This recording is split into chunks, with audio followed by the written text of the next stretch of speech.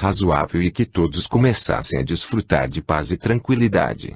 Ele foi alertado que as mudanças ocorreriam através de um processo gradativo e que a efetiva harmonização entre eles dependeria de como cada um iria encará-lo, da vontade que teriam para se aperfeiçoarem como seres humanos e do esforço que empreenderiam para tal. Foi instruído, ainda, para que procurasse conhecer e manter um contato mais próximo com a sua parte espiritual, a qual era muito mais importante do que material. Para tal, foram indicadas leituras que abordam o assunto, além, é claro, de O Evangelho segundo o Espiritismo, o qual deveria ser lido com os familiares para que se formasse uma base doutrinária espiritual no próprio lar.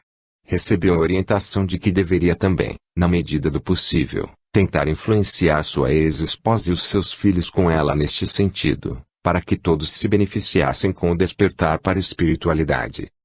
Como por ora não seria necessário fazer outros atendimentos, o grupo instruiu o consulente para que monitorasse o desenrolar dos acontecimentos e, caso achasse que a situação não estivesse se resolvendo conforme o esperado, procurasse o pronto-socorro novamente e o marcasse em um dos grupos de atendimento continuado da casa.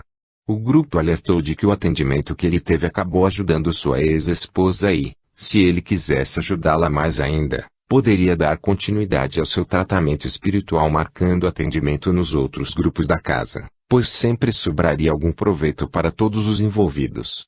Talvez, um dia, quando estivesse mais equilibrada, ela mesma poderia procurar socorro espiritual para si. E assim, o consulente deixou o atendimento otimista, com ânimo renovado e disposto a fazer a sua parte, conforme as orientações que o grupo lhe dera. Vida anterior e mediunidade. Compareceu ao atendimento uma mulher de 27 anos, que estava indo àquele centro espírita pela primeira vez, por indicação de uma amiga. Relatou que era casada, tinha um filho de 8 anos, vivia bem com a família e tinha um bom emprego, assim como o marido. Levava uma vida tranquila e agradável e disse estar até envergonhada de estar ali ocupando o lugar de outro, que poderia estar necessitando de atendimento bem mais do que ela. E acrescentou que era justamente por isso, por ter uma vida como ela ou qualquer outra pessoa gostaria de ter, que ela estava ali, pois não conseguia encontrar explicação para uma saudade que sentia sem saber do que, uma falta de algo, uma insatisfação, uma instabilidade de humor, uma vontade que lhe dava, às vezes, de se isolar do mundo e partir não sabia para onde. Falou que, desde criança, de vez em quando percebia vultos e presenças próximos a ela, mas nunca havia falado nada a ninguém, pois tinha medo, tanto do que via como do julgamento que pudessem fazer a seu respeito. Como não queria passar por louca, tratou de sufocar o máximo que pudesse aquelas coisas estranhas que lhe aconteciam e não permitiam que tivesse paz nem sossego. Assim que a consulente entrou, antes mesmo que começasse a falar, um dos médiuns já havia sintonizado com algo. O dirigente percebeu e deixou que ela falasse, o que a fez buscar aquele atendimento sem se estender no assunto, levou ao relaxamento e passou a tratar a faixa que se apresentava na mesa. Em seguida, outros médiuns do grupo também se ligaram com a mesma faixa e passaram a relatar o que percebiam. Estavam no Egito Antigo, a época dos faraós. Eles viam várias construções no deserto, com um rio ao fundo. O movimento era intenso, com muita gente entrando e saindo de um prédio grande. Era um templo, no qual o povo participava de um culto a um dos seus deuses, em agradecimento a algo.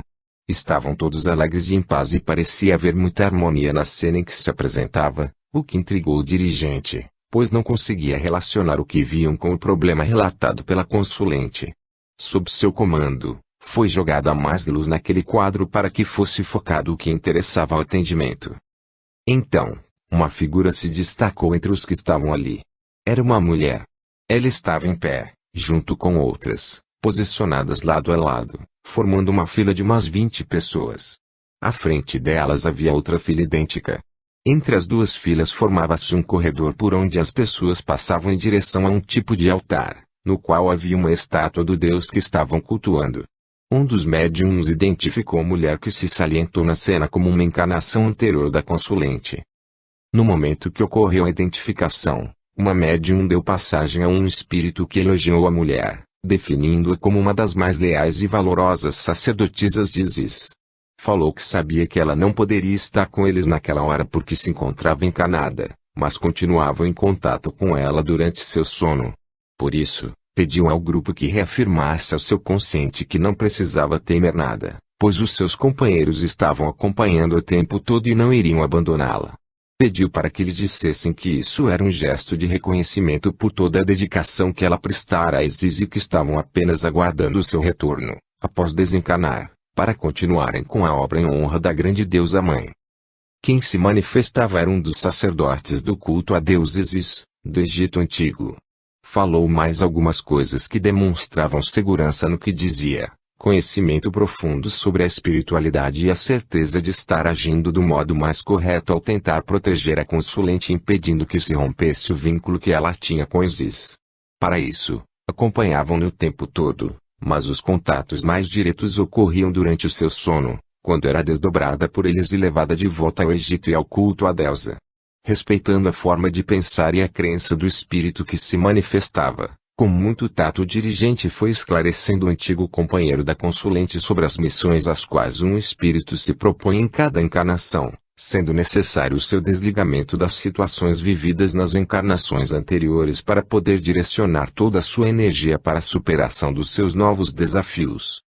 À medida que foi conversando, o dirigente notou que a entidade apresentava um comportamento um pouco estranho, diferente do que habitualmente costumava acontecer. Quando lhe era perguntado algo, demorava um pouco para responder, como se tivesse que se situar novamente no assunto. Parecia que algo mais dividia a atenção da entidade. E assim continuou a doutrinação, até que a própria entidade comunicou ao dirigente que estavam orientando-a com relação a tudo aquilo que ele estava lhe falando.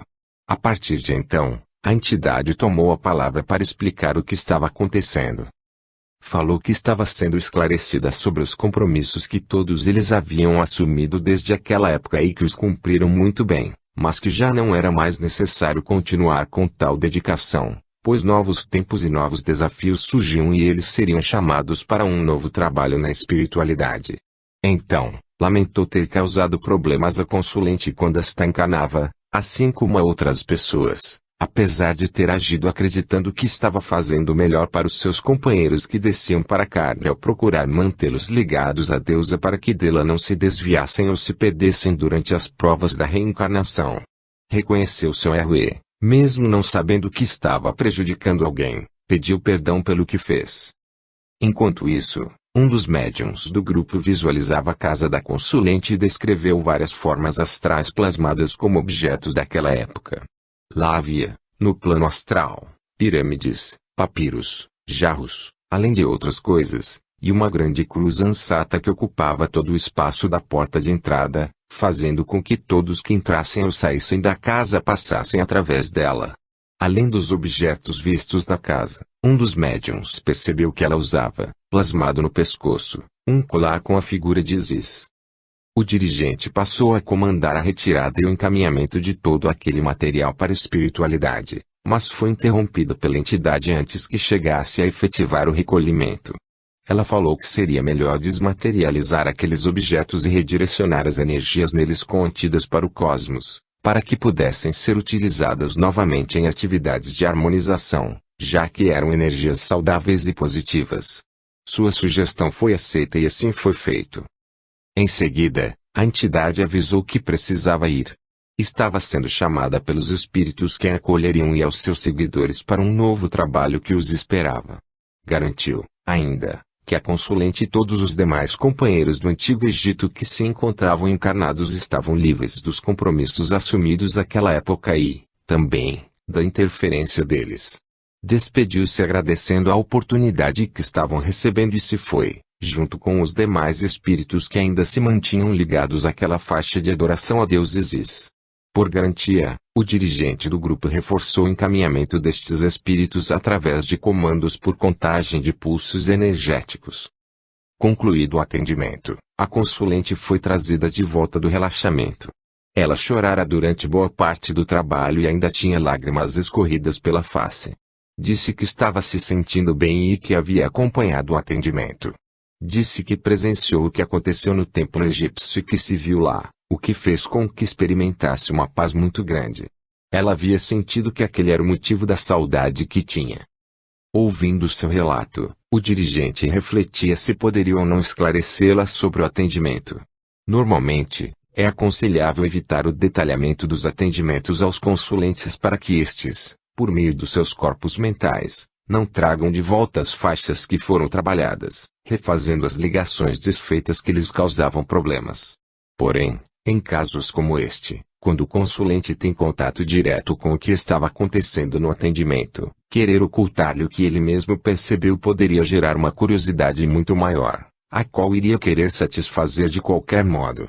Poderia sair em busca de esclarecimento consultando outras pessoas, visitando lugares relacionados com o que vira, neste caso o Antigo Egito, ou pesquisando por conta própria em todo tipo de material. E quanto mais fizesse nesse sentido, mais estaria se ligando novamente à sua encarnação passada. Ponderando intimamente os prós e os contras, o dirigente resolveu lhe esclarecer o suficiente para acabar com a sua curiosidade. Deixaria de falar sobre os espíritos que estavam junto a ela para que não ficasse impressionada. Mas o resto não teria problema falar. Até mesmo porque ela já sabia e, por isso, não adiantaria querer negar. E assim, disse-lhe que ela realmente estava lá, naquela época, e que era uma sacerdotisa, ou coisa parecida, dizes, uma deusa egípcia. Ela interrompeu a fala do dirigente para dizer-lhe que conhecia Isis, pois já estudara a cultura egípcia, e que ao final do corredor formado pelas sacerdotisas havia uma estátua sua. O dirigente foi pego de surpresa, pois procurava sempre ser o mais didático possível para que o assunto fosse compreendido mais facilmente e, neste caso, parecia que ela sabia perfeitamente o que ele estava tentando lhe explicar com todos os cuidados que achava conveniente. Bem, pensou, tanto melhor que seja assim, pois poderia ser mais direto. Então, falou-lhe que a experiência que teve naquela vida anterior foi muito feliz, muito boa, muito marcante, e que, por isso, o seu mental e o seu emocional ainda se sentiam ligados a ela e procuravam viver aqueles momentos novamente. Era verdade, mas só pela metade. O que fazia, mesmo, com que ela ainda se sentisse ligada ao Egito antigo era a atividade energética dos seus companheiros de culto a Isis, os quais mantinham as lembranças e os laços daquela existência no seu inconsciente buscando-a durante o sono e fazendo com que revivesse momentos que tanto bem lhe fazia. Quando acordava em uma situação diferente, vinham a decepção, a falta de algo que não sabia o que era, a saudade, a tristeza. E assim, vivendo duas experiências de vida em uma só, não conseguia encontrar satisfação nem o seu ponto de equilíbrio ideal. Estas coisas não foram faladas a ela, pois não teriam qualquer utilidade para sua melhora. Aliás, pelo contrário, o medo que pudesse sentir poderia reverter os resultados do seu atendimento e agravar a situação. O dirigente continuou esclarecendo-a sobre os compromissos que assumira com a vida atual e com outros espíritos que conviviam com ela nesta encarnação para aprendizagem de lições e superação de limitações. Salientou que o foco da sua existência e as suas energias deveriam estar voltadas para a vida presente, pois era nela que se encontravam tanto os desafios que precisava vencer para sua evolução, como as possibilidades de realizações que levariam paz ao seu espírito. Assim, manter ligação com uma vida anterior, por melhor que tenha sido, não iria lhe acrescentar nada, pois nada de novo poderia acontecer. Seria apenas um reviver improdutivo de momentos que o tempo já havia tratado de deixar para trás. Disse-lhe, ainda, que a sua experiência anterior fora muito importante e que seu espírito havia registrado e assimilado dela tudo o que precisava para seguir sua trilha evolutiva, a qual, naquele momento, passava pela sua encarnação atual. Lembrou-lhe que, assim como um dia ela havia sido amparada e orientada por espíritos que a receberam como criança neste mundo, chegara a sua vez de assumir suas responsabilidades com outros espíritos que ora estavam sob seus cuidados ou convivendo com ela e que, para desempenhar seu papel, precisava se concentrar no presente em vez de procurar o passado. A consulente, emocionada, relatou que, com frequência, se pegava divagando com o pensamento longe e desatenta. Devido a tais períodos de ausência mental que experimentava, reconheceu estar cometendo falhas na educação do filho, no relacionamento com o marido e até mesmo no seu trabalho. Mas, agora que conhecia a causa do seu comportamento, disse que saberia lidar melhor com a situação e corrigir-se. Pareceu que havia entendido as repercussões que aquela ligação com o passado traziam para sua vida atual, pois falou ao grupo, sorrindo, que não iria mais comprar um objeto de decoração que chamou muito a sua atenção no dia anterior. Só não havia comprado porque estava apressada naquele momento, mas iria voltar lá na primeira oportunidade. Era uma folha de papel ou tecido imitando um papiro, com hieróglifos, fixada entre duas placas de vidro, para ser colocado na parede. Tal disposição foi reforçada pelo grupo, que a orientou a evitar, pelo menos por um tempo, coisas que pudessem ligá-la novamente à sua vida anterior no Antigo Egito.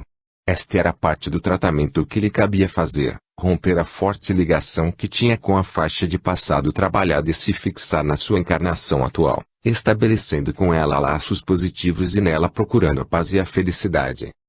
O dirigente não entrou em detalhes sobre a importância do seu desligamento daquela vida anterior para poder viver melhor a atual.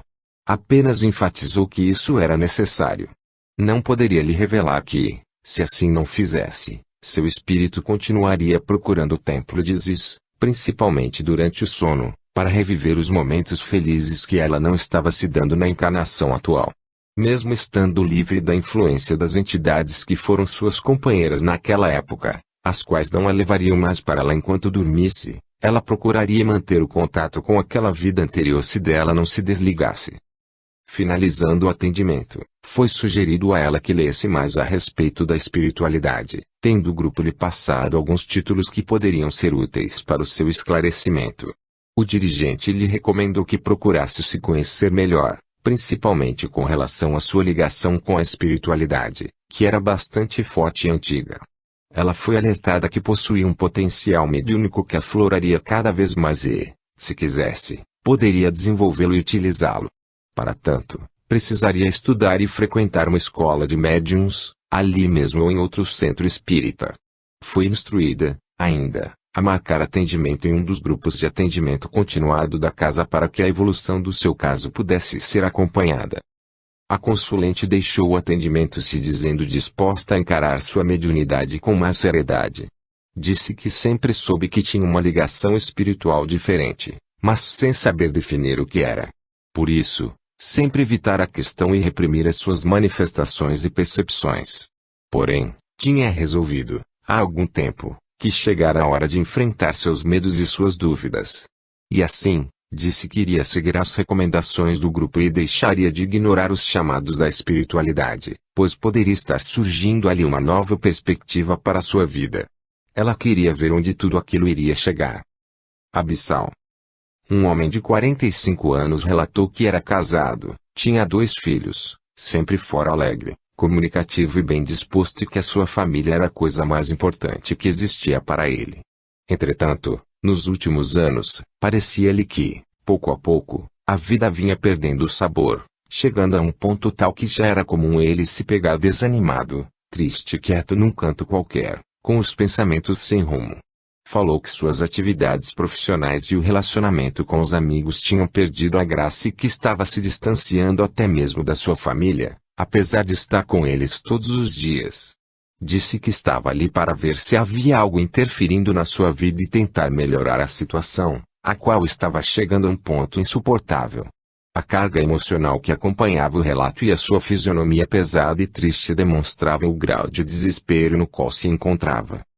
Conforme ia narrando seu caso, os médiuns do grupo sintonizavam com a provável origem do seu estado. A vibração na mesa baixava cada vez mais e os médiuns se sentiam cansados e sem energia. Então, o dirigente abreviou o relato do consulente, pediu que deitasse e induziu seu relaxamento para poder trabalhar a faixa que se apresentava. Antes de qualquer providência, o dirigente reforçou a sintonia dos médiuns com as energias salutares das faixas de trabalho ligadas à casa e comandou a elevação da frequência do grupo utilizando, como sempre, a contagem de pulsos energéticos. Estando à mesa com seu equilíbrio energético restabelecido, o grupo passou a investigar o quadro que surgia. Uma médium visualizava uma montanha em cujo pé havia uma entrada para o seu interior. Parecia ser uma antiga mina abandonada, pois ainda havia algumas tábuas escuras na sua entrada. Nada mais havia ali, apenas a entrada e a montanha em uma região desértica. O dirigente fez uma contagem de pulsos energéticos para que os demais médiuns do grupo sintonizassem com aquela faixa para auxiliarem o trabalho. Mais 3 médiuns se sintonizaram e foram até lá, enquanto 2 ficaram fora da sintonia. O seguir comandou que os médiuns desdobrados se aproximassem da entrada da mina. Já perto, mas ainda do lado de fora, sentiram que vinha um frio intenso lá de dentro. Não como vento, pois não tinha movimento, mas era nítido que vinha de lá. E junto com o frio, vinha uma energia muito baixa e pesada. Os médiuns não souberam distinguir se o frio e a energia que vinham da mina eram manifestações distintas ou se eram uma mesma coisa. Mas também não perderam tempo com este detalhe, pois não era importante para o trabalho. Eles precisavam entrar lá para descobrir o que precisava ser feito. A médium que primeiro visualizou a entrada da mina intuiu que o trabalho seria longo e que se tratava de abissal. Eles teriam que se aprofundar no interior da terra e procurar o motivo que os levava até lá.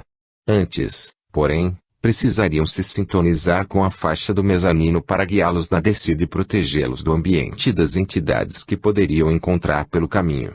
Assim foi feito, e os médiuns receberam uma roupa revestida com um material reflexivo, como se fosse de aço inoxidável. Parecia mais um escafandro prateado, mas não causava qualquer transtorno, nem impedia seus movimentos. Protegidos e sob a supervisão da faixa do mezanino, entraram na mina. Foi providenciada uma luz que ficaria sempre em torno deles enquanto estivessem naquele lugar e que iluminaria o ambiente para guiá-los, pois estava muito escuro lá dentro. Assim, puderam ver que a mina se estendia montanha adentro, sem que fosse possível ver onde terminava, e iniciaram a jornada acompanhando o túnel. À medida que avançavam, o túnel ia se tornando mais íngreme para baixo e estreito. Depois de alguns minutos, a descida tinha se tornado vertical e, por segurança, os médiuns já haviam se ligado uns aos outros por uma corda. Desciam como se estivessem suspensos no ar, amparados pelos espíritos que os acompanhavam. Protegidos pelas roupas especiais que os isolavam do ambiente, os médiuns podiam ver as energias que fluíam daquele lugar, as quais passavam em torno deles como ondas, numa forma parecida com a do calor no asfalto em dias quentes e ensolarados. Era a energia fria que haviam sentido antes, na entrada da mina. Se não fosse a proteção das roupas que estavam usando, seriam imprevisíveis as consequências do contato direto com tais energias. De repente, o túnel estreito começou a se alargar e desembocou em uma grande câmara arredondada. A parte de baixo era mais larga e as paredes subiam inclinando-se para o centro até se encontrarem na parte superior. Era como a metade de cima de uma bola cortada ao meio horizontalmente. Nas paredes, em todas as alturas, havia portas fechadas, muitas portas. E ligando-as umas às outras, havia caminhos suspensos no ar seguindo para várias direções, como se fossem pontes. Cada um deles começava em uma porta, e se dirigia a uma outra porta na extremidade oposta da câmara. Algumas destas pontes eram unidas onde se cruzavam, outras iam direto de uma porta a outra. Estava tudo absolutamente deserto e sem movimento algum. A única presença ali era a energia pesada do lugar. Os médiuns continuavam suspensos no ar, examinando o local do alto e aguardando que lhes fosse mostrado o que deveriam fazer ali.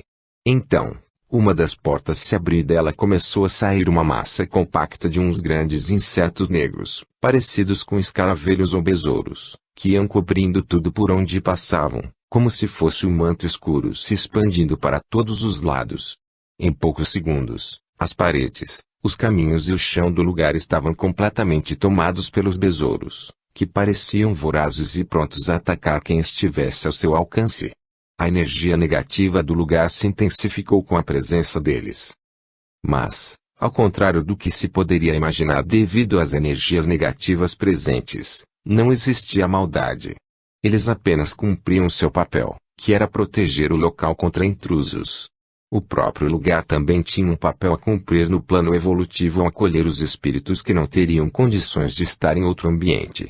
Deste modo, para que as razões da existência daquela região abissal se justificassem, era necessário que tudo ali funcionasse sem qualquer interferência externa para não perturbar o equilíbrio do local. Pode parecer estranho se falar em equilíbrio num ambiente tão pesado e negativo. Porém, o equilíbrio existe, Sim, mas obedecendo ao padrão próprio do lugar, de modo a controlar plenamente seus hóspedes, os quais são espíritos que atingiram um alto grau de degradação moral. Aliás, é justamente esta a razão pela qual eles estariam ligados a uma região abissal. Se o ambiente não fosse controlado, o caos estaria estabelecido. Por isso, há espíritos responsáveis por estas regiões, os quais zelam pelo local e o guardam. O fato de os médiuns do grupo não terem visto ninguém ali, não significa que o lugar estivesse abandonado ou deserto, tanto que as suas defesas foram ativadas ao primeiro sinal de invasão. Apesar disso, os espíritos guardiões das trevas e os espíritos de luz não são inimigos, nem lutam uns contra os outros, pois são conscientes do que fazem, do papel que têm a cumprir e do objetivo comum que os norteia, a evolução do ser humano.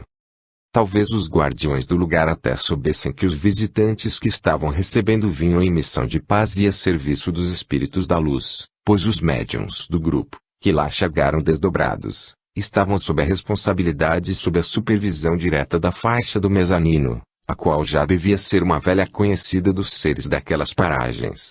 Porém, por uma questão de hierarquia e de respeito, sempre que se visita um domínio alheio, deve-se solicitar a permissão para entrar e para executar o trabalho que for necessário. Além do mais, aquela era uma oportunidade excelente para exibirem o poder que tinham. Então, o dirigente se dirigiu aos guardiões do lugar em voz alta explicando os motivos de terem ido até ali e pediu-lhes licença para continuar o trabalho e, se possível, que os ajudassem.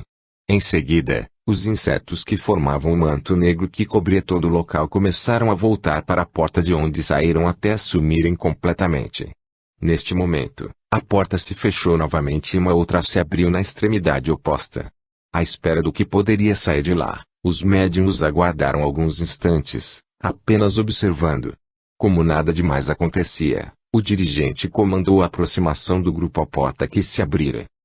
A escuridão que havia lá deu lugar a uma luz fraca que passou a iluminar o local, apenas o necessário para que os médiuns pudessem enxergar. Atrás daquela porta havia um salão imenso, tão grande que era impossível sequer imaginá-lo a partir do que os médiuns viam da câmara onde se encontravam. Em todas as direções que se olhasse, a vista se perdia sem encontrar os limites do ambiente. Lateralmente e ao fundo, não se viam paredes.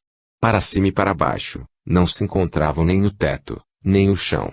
Todo o espaço era ocupado por uma infinidade de blocos retangulares, um ao lado do outro, perfeitamente alinhados e dispostos a uma mesma distância entre eles. Esta mesma disposição se repetia verticalmente, como que formando diversos andares, mas sem que houvesse pisos que os sustentassem. Aqueles blocos todos, imóveis em sua perfeita organização, pareciam suspensos no ar. Era uma visão impressionante.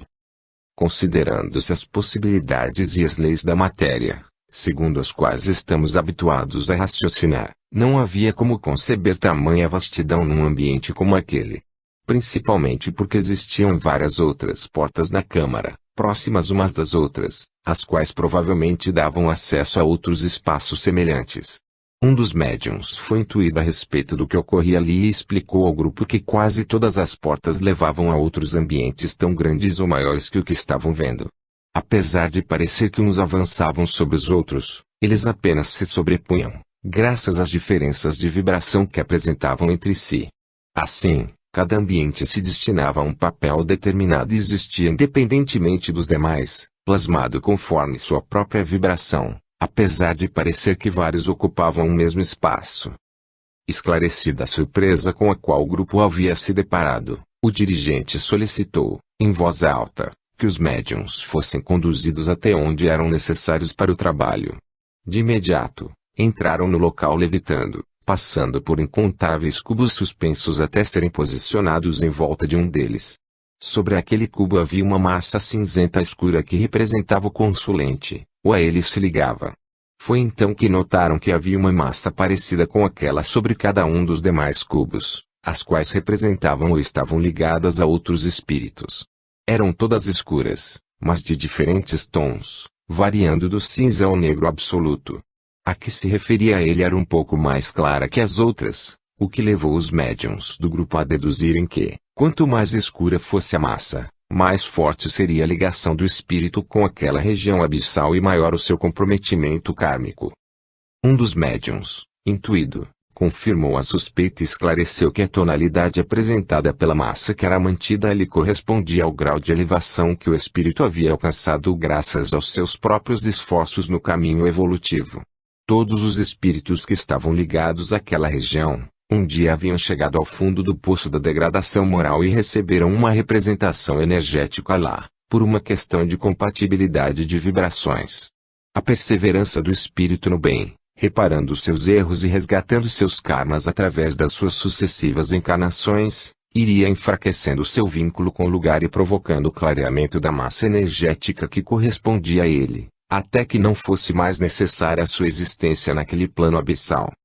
Era o que estava acontecendo com o consulente. Chegara a hora de se desligar em definitivo da região abissal, sendo tarefa dos médiuns a retirada da massa energética que lhe correspondia. Intuído, o dirigente comandou que fosse plasmada uma caixa feita com matéria astral isolante onde a colocariam para levá-la embora protegida das energias do local. Colocaram o material dentro da caixa, fecharam-na e iniciaram o caminho de volta. Mal haviam se afastado do cúbio de onde foi retirada a massa energética referente ao consulente, uma nova, negra como o breu, formou-se no seu lugar. Era mais um infeliz sócio admitido naquele clube nefasto devido a graves erros cometidos contra si mesmo, contra outros e contra as leis universais. Com a missão cumprida, os médiuns começaram a se retirar levitando para fora, em direção à porta, levando com eles a caixa isolante com seu conteúdo. Depois que todos saíram para a câmara, a luz fraca que havia lá dentro se extinguiu e a porta se fechou devagar. O dirigente agradeceu a colaboração dos responsáveis pelo local e iniciou o caminho de volta pelo túnel até a entrada da mina, onde iniciaram a jornada. Já ao ar livre, despiram-se das roupas protetoras, as quais foram encaminhadas na faixa do mezanino juntamente com a massa energética que eles haviam trazido do abismo. Finalizando o trabalho, o dirigente comandou a camuflagem da entrada da mina para evitar que algum espírito desavisado acabasse entrando lá e tivesse contato com as energias daninhas que infestavam o lugar. Assim, o acesso à mina se daria somente para que se cumprissem as leis divinas, razão pela qual existem os locais como o que haviam acabado de visitar. Os médiuns desdobrados que participaram do trabalho foram trazidos de volta e o consulente foi retirado do relaxamento e levado a sentar-se novamente para que o grupo lhe passasse as orientações de praxe. Durante os 40 minutos que duraram o atendimento, ele permanecera deitado imóvel, desdobrado e muito longe dali, tanto que o dirigente precisou fazer 2 contagens de pulsos energéticos para trazê-lo de volta ao corpo físico. O consulente tinha o semblante mais suave e mais calmo, sem demonstrar tensão. Disse que se sentia aliviado, como se um peso lhe tivesse sido retirado dos ombros. Fazia sentido o que dizia, pois estava livre das influências das energias pesadíssimas do ambiente abissal. Só podia, mesmo, sentir-se aliviado. Não seria necessário, nem bom para o seu restabelecimento, contar-lhe o que acontecera. Por isso, o dirigente iria se fixar apenas nos aspectos positivos que ele poderia trabalhar em si mesmo dali para a frente. Então, foi-lhe explicado que ele, como espírito, estava percorrendo a sua trilha evolutiva há incontáveis encarnações e que, como acontece com todos, houve momentos nos quais caiu, vítima dos seus erros e tentações, tendo que retardar a caminhada. Assim como houve outros momentos nos quais se levantou e apressou o passo para recuperar o terreno perdido. O dirigente continuou sua explicação dizendo-lhe que era assim mesmo que se dava a evolução. As quedas ensinam o que e como não deve ser feito, os reerguimentos ensinam as maneiras de se superar a si mesmo. Tudo o que acontece encerra lições importantes que devem ser aprendidas pelo espírito, as quais, depois de assimiladas, passarão a fazer parte dele para sempre. Encorajando-o, sem precisar mentir, o dirigente salientou que o grupo percebeu que, nas suas sucessivas encarnações, ele avançava firme no seu caminho e progredia passo a passo, conseguindo vencer suas limitações, uma a uma, e que só dependia dele mesmo para continuar avançando ainda mais. Saindo das generalidades, o dirigente passou a tratar de forma mais direta o atendimento que ocorrera, para satisfazer a curiosidade natural que os consulentes normalmente têm com relação aos seus casos em particular. Deste modo, ele não precisaria ficar procurando ao Leo as explicações que necessitava para ficar em paz.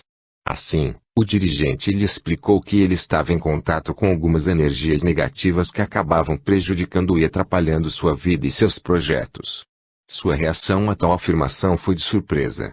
Quis saber que energias eram aquelas e como ele estabelecia contato com elas. O dirigente havia lançado a isca e o consulente a mordera. Então, explicou-lhe que todos nós estamos em contato constante com a espiritualidade e com as energias que existem livres em todos os ambientes. Elas são de todo tipo, as boas e as ruins, as positivas e as negativas, as benéficas e as que provocam males. E só uma coisa nos liga a umas ou a outras: o nosso próprio ânimo, ou vibração, ou estado de espírito, entre tantos nomes que se dá ao mesmo fenômeno. Como imãs, atraímos as energias que são compatíveis com as que nós mesmos produzimos quando pensamos, quando agimos, quando temos sentimentos e desejos. O consulente ouvia com atenção e parecia estar entendendo o que o dirigente lhe falava. Continuou a explicação falando-lhe que, ao se sentir desanimado, descrente, cansado, desesperançoso, com o astral baixo, sem vontade de viver, além de tantos outros tipos de sentimentos negativos, ele produzia energias negativas compatíveis com o estado negativo no qual se encontrava. Ao produzir tais energias, impregnava-se com elas. Ao impregnar-se com elas, atraía para si energias semelhantes. Atraindo-as para si, aumentava sua carga energética negativa.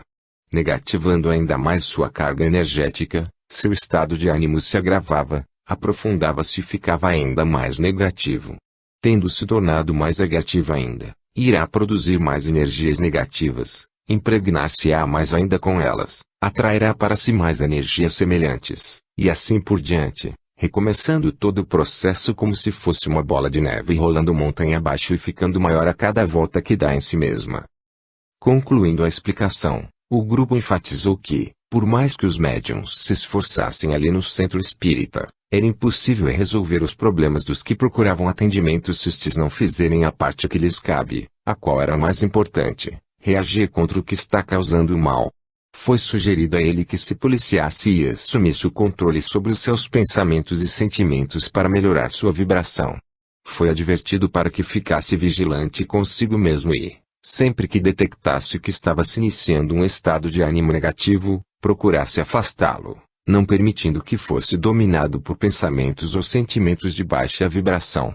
Era provável que estes continuassem surgindo, mas ele não deveria deixá-los livres para se desenvolverem em sua mente. Se surgissem, deveria procurar substituí-los sempre por outros melhores. Deveria procurar enxergar mais o lado bom e menos o lado ruim de tudo o que lhe acontecia, pois, por pior que fosse uma situação, sempre existiriam aspectos positivos a serem explorados. O consulente entendeu que ele próprio tinha responsabilidade por boa parte dos males que o atingiam e que deveria aprender a lidar com as suas dificuldades para melhorar seu padrão de vida. Com tal compreensão, ele se dispôs a seguir as recomendações que lhe passaram, das quais fazia parte algumas leituras sobre a espiritualidade, passes semanais e a marcação de atendimento em um dos grupos de atendimento continuado da casa para prosseguir com seu tratamento. E assim, com o semblante bem mais tranquilo e demonstrando alívio, ele deixou a sala de atendimento. O grupo fez uma pequena pausa antes de iniciar o próximo atendimento para esclarecer as dúvidas que ficaram daquele atendimento em comum, gerando um breve debate de alguns aspectos interessantes que surgiram, no qual todos os médiuns puderam aprender algo novo. Para finalizar, foi fechado em definitivo o campo relacionado ao caso recém-trabalhado e providenciado uma limpeza energética no ambiente, deixando neutro novamente. Os miasmas e as emanações que pudessem ter permanecido ali por causa do contato que mantiveram com as energias da região abissal foram retirados, foram reforçadas as proteções montadas para o funcionamento do grupo e os médiuns tiveram seu padrão vibratório elevado. Depressão e vampirismo. Entrou na sala uma moça vestida com simplicidade, toda de preto. Relatou que tinha 22 anos, era solteira, morava na casa dos pais e não estava estudando nem trabalhando. Disse que viera até ali levada pela mãe, mas achava que não estaria precisando daquele tipo de ajuda e que, na verdade, ela estava bem. Apenas queria ficar em paz e sossegada e seus pais não entendiam isso. A consulente parecia acuada e com medo e falava muito pouco.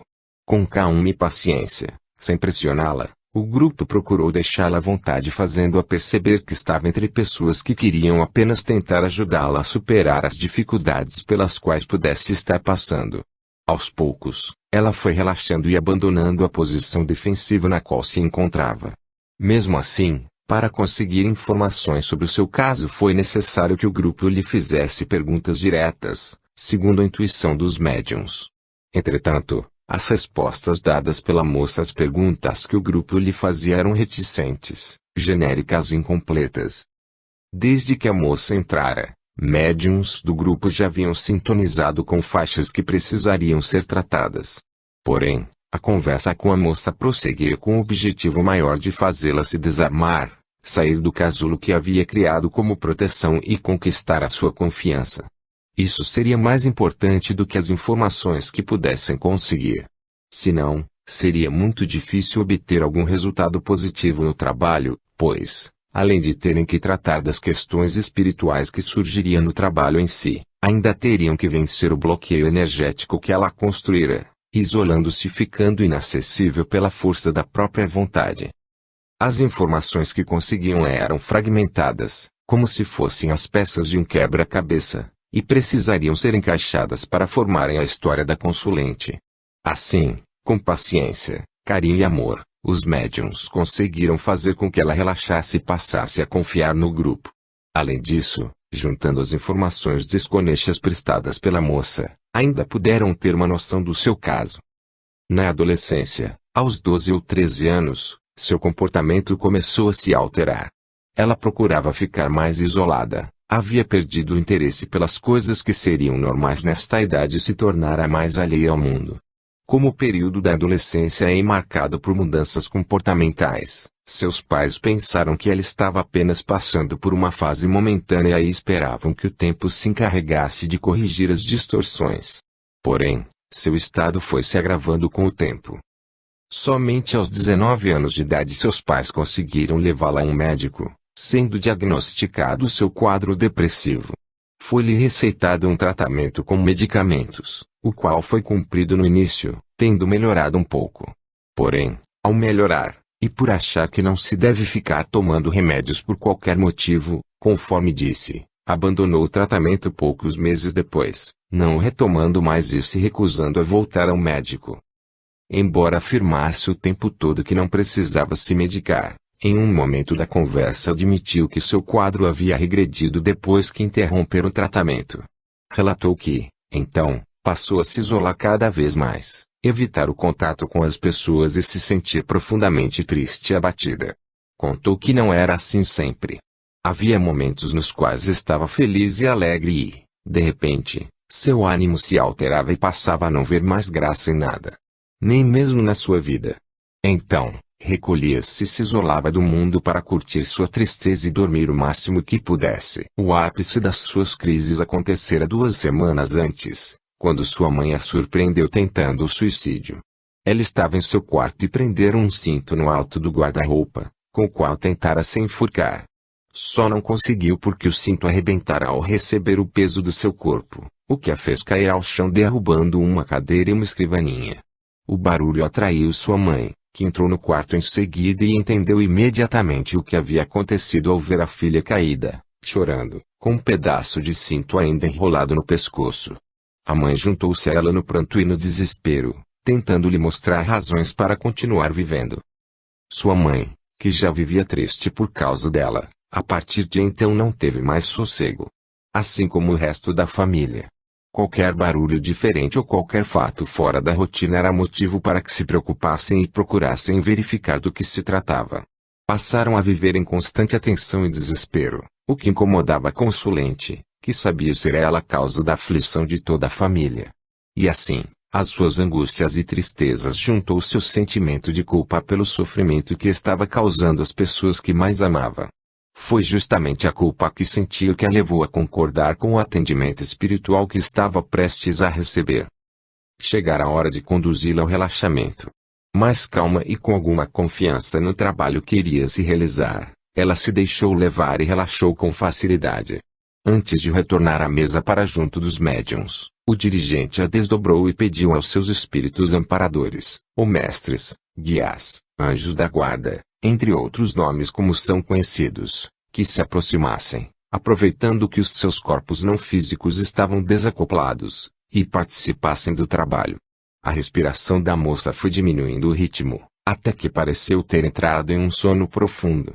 O dirigente sentiu que a espiritualidade estava intervindo no caso e agradeceu mentalmente. Voltando à mesa, juntou-se ao grupo para começar o atendimento. Uma das médiuns visualizava os corpos energéticos da consulente e percebeu que eles estavam desalinhados. Seus chakras estavam escuros e quase inoperantes, de modo que a circulação energética e a comunicação entre eles se encontravam seriamente prejudicadas. Então, a médium e mais um colega de mesa se deslocaram até ela para energizá-la, alinhar seus corpos energéticos e ativar seus chakras utilizando a imposição das mãos e doando energias que faltavam a ela. Enquanto isso, os demais médiuns do grupo sintonizavam com faixas diversas, obrigando o dirigente a escolher uma para iniciar o trabalho. O critério usado foi atender primeiro a faixa que lhe parecia ser de solução mais rápida, de modo a atender os demais o quanto antes, evitando que ficassem sintonizados sem necessidade. Desta forma, o médium que fosse atendido primeiro, ao se liberar, poderia atuar como dirigente atendendo a outro médium. E assim, o dirigente deu atenção a uma médium que via um ser estranho junto à consulente. Era uma massa negra e peluda e estava enrolado em si mesmo, como um tatu ao se proteger. Ligava-se a ela através do chakra umbilical, o centro de forças que rege as emoções, o qual pode se tornar bastante vulnerável devido à fragilidade humana na área emocional. O mesmo acontece comumente com o chakra básico, que no corpo físico associa-se às funções sexuais. São as portas energéticas de acesso mais comuns nos processos obsessivos e de vampirismo, pois os transtornos e desequilíbrios que as pessoas enfrentam nestas áreas são o reflexo do desequilíbrio energético destes chakras. Pode acontecer, também, o caminho inverso, ou seja, um centro de forças em equilíbrio se desequilibrar pelo bombardeio de cargas negativas produzidas pela própria pessoa. No caso da consulente, seu ponto fraco era o aspecto emocional, o ponto de partida do desequilíbrio geral detectado pelos médiuns que estavam trabalhando diretamente sobre ela. E, também, a porta de acesso à entidade que a ela se ligou para sugar suas energias, o que aumentou o desequilíbrio do seu chakra umbilical, que, por sua vez, passou a desequilibrar os demais.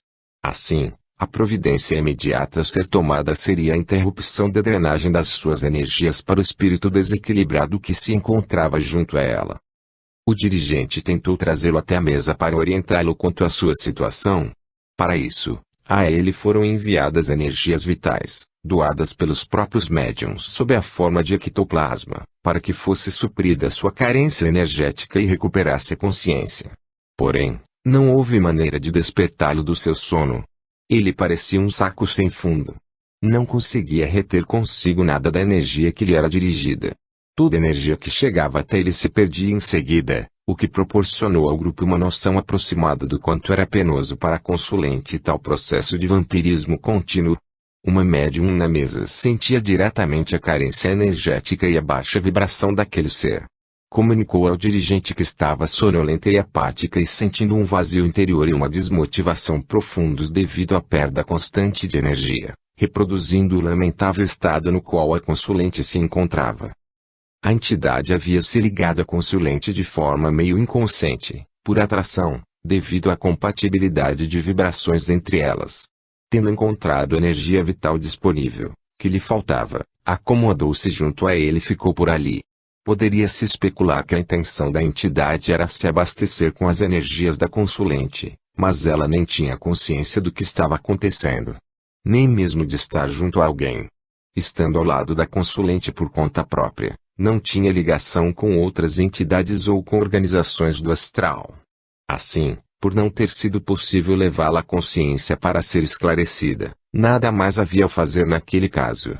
Restou ao dirigente apenas encaminhá-la ao Hospital Amor e Caridade para iniciar lá mesmo o longo tratamento que precisaria para se recuperar. Em seguida, um dos médiuns chamou a atenção dos demais para a casa da consulente, a qual estava impregnada de energias negativas.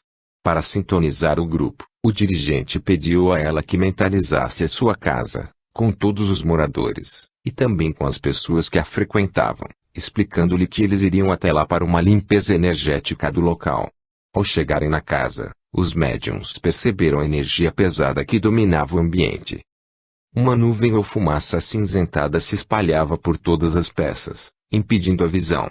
Mesmo assim, era possível distinguir vultos andando devagar naquela neblina, como se procurassem uma saída. Nas paredes, no piso e no teto havia várias manchas escuras, de tamanhos diversos, as quais tinham um padrão vibratório bastante baixo. Também perceberam que as energias do local não se renovavam, não circulavam, ficando tudo muito parado e estagnado. Tudo ali induzia à tristeza, ao desânimo e à falta de perspectivas com relação ao futuro. Porém, apesar de perceberem as energias presentes na casa, não estavam claros os motivos pelos quais elas estavam lá. No plano astral, a casa era obscura, fria e sem movimento. Parecia estar congelada no tempo e no espaço. A primeira providência que o dirigente tomou foi a instalação de um sugador para aspirar a neblina que tomava conta do ambiente. O seguir, abriu as portas e as janelas para que a luz do sol entrasse, iluminando e energizando a casa. Então, os médiuns perceberam que os vultos que perambulavam por ali eram espíritos ainda presos a uma existência anterior, ocorrida há muito tempo, no qual haviam se perdido durante uma viagem ou expedição. Na tentativa de encontrar o caminho de volta no meio de um nevoeiro muito denso, sofreram um acidente e desencarnaram. Como não se deram conta do próprio desencarne, continuavam vivendo aquela situação até então, procurando encontrar uma saída. Talvez a consulente fizesse parte do grupo na época ou aqueles espíritos tinham sido atraídos até ela de alguma forma por causa da compatibilidade de vibração que apresentavam. Não estava claro, de início, o que acontecera, mas não parecia que eles tivessem ligação passada com ela. Pelo menos, não diretamente. Era mais provável que ela tivesse se conectado com o sofrimento daqueles espíritos errantes e os atraído para si através dos seus sentimentos e do estado emocional e energético no qual vivia, que a faziam vibrar de forma muito baixa. Estabelecida a ligação energética, eles teriam se mudado para a casa da consulente. É difícil entender como isso poderia acontecer, principalmente porque estamos habituados a pensar em tudo dentro das limitações que a matéria nos impõe.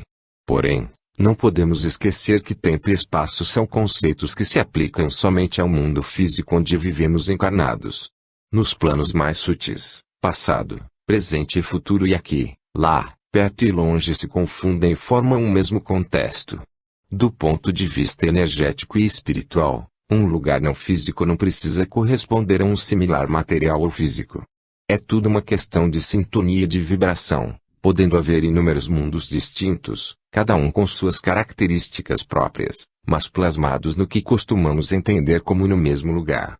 O que os separa e os deixam independentes uns dos outros é a vibração que cada um deles possui, como se estivessem plasmados em dimensões diferentes. Entretanto, mesmo separados pelas vibrações que apresentam, poderiam se comunicar uns com os outros por meio de características vibracionais comuns e compatíveis, o que estabeleceria uma sintonia entre eles. Tais vibrações compatíveis poderiam construir canais de comunicação, ou pontes de ligação, através dos quais seriam trocadas informações, impressões, sensações, enfim, energias. E assim, feita a sintonia entre dois ou mais mundos energéticos, eles passariam a coexistir e a interagir compartilhando suas energias e transferindo-as de um para outro. À medida que o grupo se aprofundava na investigação afinando a sintonia com a situação energética presente na casa, ia ficando mais claro que a sua ligação com os espíritos que lá estavam aconteceu devido à baixa frequência que experimentava quando se deprimia. O desespero e a angústia que tomavam conta dela nestes momentos eram sentimentos semelhantes aos que dominavam o grupo de espíritos perdidos no nevoeiro. Assim, os seus sentimentos e os deles se sintonizaram e formaram um canal energético que estabeleceu a ligação entre os seus mundos.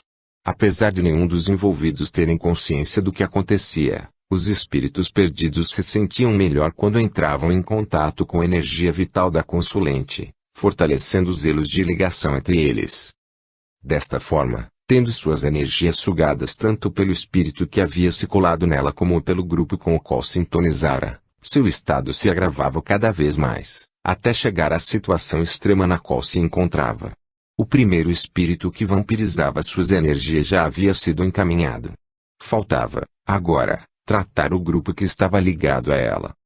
A alteração repentina no ambiente da casa, então iluminada e com as energias renovadas, assustou o grupo de espíritos perdidos. No entanto, seu desespero e aflição eram tão grandes, que, ao verem os médiuns desdobrados e os espíritos amparadores na casa, foram na direção deles com a esperança de poder receber alguma ajuda e, finalmente, conseguir encontrar o caminho de volta. Então, foram recebidos com amor e carinho pelos espíritos que estavam ali para resgatá-los e os acompanharam aliviados para receber o tratamento que estavam precisando na espiritualidade. A energia da casa se transformava, ficando mais leve.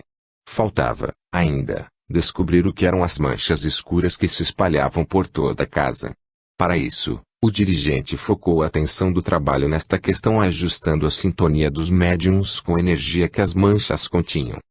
Com a percepção do grupo direcionada para as tais manchas, os médiuns as identificaram como emanações energéticas produzidas pela própria consulente. Quando em crise depressiva, seus pensamentos e sentimentos eram repetitivos, intensos e negativos, a ponto de gerarem formas pensamento negativas tão fortes que chegaram a impregnar a matéria. As manchas escuras e a energia que as continham eram simplesmente o lixo das forças mental e principalmente emocional da consulente, que, mal direcionadas e sem controle, produziram aquela sinistra decoração na casa. Aquelas formas pensamento irradiavam constantemente para o ambiente da casa as energias que as formaram, atingindo a todos e prejudicando a harmonia da família. Elas precisavam ser retiradas de lá para cessar o processo de realimentação da negatividade do local. Portanto, tem origem predominantemente emocional, devido ao desequilíbrio da consulente e talvez dos seus familiares também. Foi utilizada a água corrente para neutralizá-las. Através de contagem de pulsos energéticos, o dirigente comandou a formação de uma cachoeira sobre a casa, com a água que caía atravessando a matéria sem impedimentos e atuando nas energias do ambiente. Sob o comando do dirigente, as manchas escuras da casa, assim como as demais energias daninhas que havia lá, foram levadas pela água até o fundo do mar para reciclagem. Para concluir o trabalho, uma pirâmide de cristal foi formada sobre a casa, cuja função seria equalizar e filtrar as energias que entrassem ou saíssem, protegendo o local e os moradores. O seguir, a consulente foi trazida de volta do relaxamento. Ainda se sentia um pouco tonta quando se sentou novamente na cadeira, fazendo com que o dirigente reforçasse o seu acoplamento, tendo-se restabelecido em seguida. De vez em quando, aspirava o ar profundamente e soltava-o com um suspiro de alívio. Seu semblante demonstrava serenidade e ela se mostrava bastante calma e mais à vontade. Pelos sinais aparentes, o grupo concluiu que o atendimento havia lhe trazido um benefício considerável, o que se confirmou com seu relato, quando disse estar se sentindo melhor, mais leve e com a mente mais clara. Então, o grupo passou a lhe falar dos cuidados que ela deveria ter dali em diante para manter o estado no qual se encontrava. Foi-lhe falado o que acontecera no atendimento com relação às energias que foram tratadas, sendo enfatizado que fora ela mesma quem atraíra toda a negatividade que a rondava, através dos pensamentos e sentimentos que cultivava. Diante da sua surpresa, foi-lhe explicado que ela, assim como todas as pessoas, era um dinamo, um motor, um gerador constante de energias e que, além de gerador, também era um imã que atraía para si outras energias iguais ou compatíveis. A explicação continuou com o detalhamento do processo energético ao qual todos estão sujeitos. Sempre que alguém gera alguma energia, parte dela fica retida consigo mesmo, enquanto a outra parte ganha o mundo e entra em contato com as energias do ambiente. Cada um de nós é como uma antena de rádio cuja sintonia é a energia produzida. Assim, as pessoas sintonizam as energias externas compatíveis com as que elas mesmas geram. Se alguém gera energias positivas, além de se imantar positivamente com as energias que cria, ainda atrairá outras energias positivas do ambiente e ficará melhor ainda. O mesmo acontece com as energias negativas, porém com efeito inverso. Energias negativas imantam negativamente quem as produz, causando-lhe males, e ainda atrai mais energias negativas do ambiente. O dirigente tomou cuidado, a partir deste ponto da explicação, para que ela não se sentisse culpada e baixasse